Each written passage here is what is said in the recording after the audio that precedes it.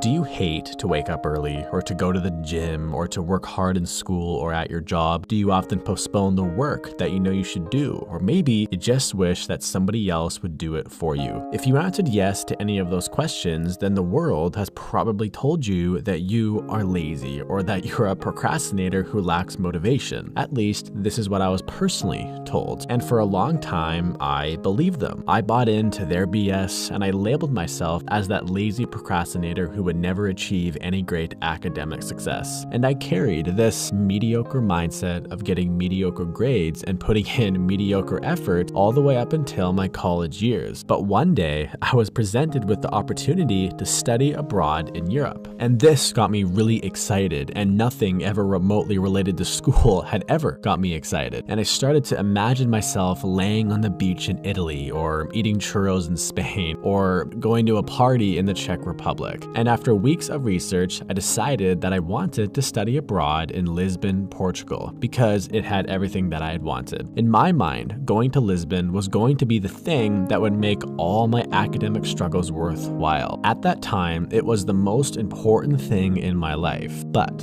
when I was talking to one of my professors about the exchange program, I learned a few interesting things. I learned that Portugal was the #1 most popular choice among all the students. So there was going to be some competition. And then I learned that my university chooses where all the students go based on how good their grades are. And at this time, mine were okay at best. And then I learned that only 4 students are selected to go to Portugal, which meant that if I wanted to go to Portugal, my grades needed to be in the top 1% of my entire business program. So it was me, the lazy procrastinator, going against all the other kids who had dedicated their entire lives to school. That was my competition. So the next day, I started to study really hard, way more than I ever had in my entire life. I can still remember walking through the library and seeing the other kids from my class who I knew wanted to go to Portugal.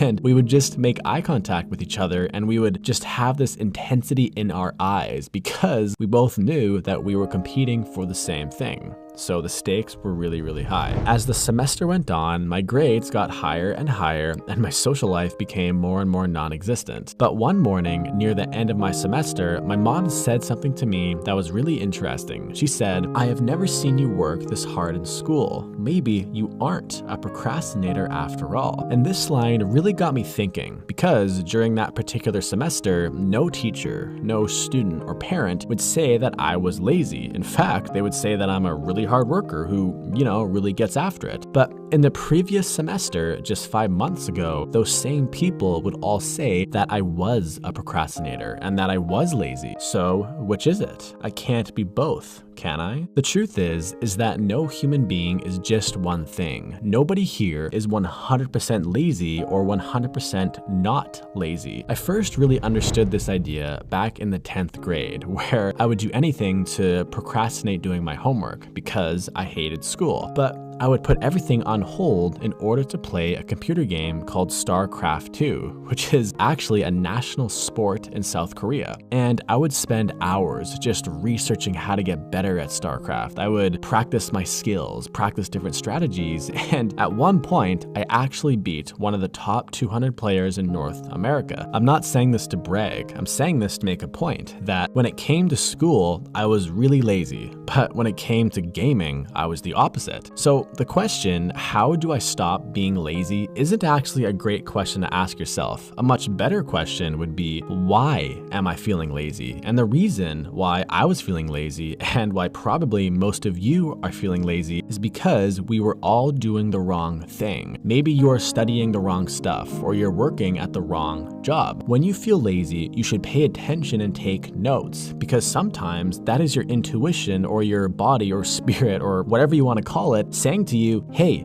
you're doing the wrong thing, do something else. So When you're feeling lazy and you truly want to feel motivated again, you need to understand these two key things. The first one is to make sure you know the why behind what you are doing, because if you have this, you will always be able to do those things that you don't really want to do, but they are stuff that you need to do. For me, it was being motivated to do well in school in order to go to Europe. And yes, I did actually end up going to Portugal. So the lazy procrastinator won. So there's hope for all of us. And two, and this is the best option in my opinion, is to start doing something that you're actually passionate about, because life is short. If you have not found the thing that you really love to do, then you need to start at the very least looking for it. Otherwise, you will wake up at the age of 80 and think to yourself, man, I spent my whole life doing the wrong thing. And this image is really scary to me. But Mitch, how do I find something that I'm passionate about? The number one best way to do this is to try new things. Unfortunately, despite what the movies tell you, your passion is not just gonna appear one day. It's not gonna like come into your dream or just come into your life. It's something that you will actually have to go and search for. And the best resource that I've found to discover your passion is a website called Skillshare. Skillshare is an online learning community that can literally teach you any skill you want. They have over 25,000 classes in design, business, technology. They can even teach you how to become a successful YouTuber or a successful animator or a writer or a photographer. And the first 500 people who sign up using my link in the description will gain access to all of this 100% free for the first 2 months. And the last time I talked about Skillshare, I think like 500 people signed up in the first hour. So if you click it and it's still there, consider yourself very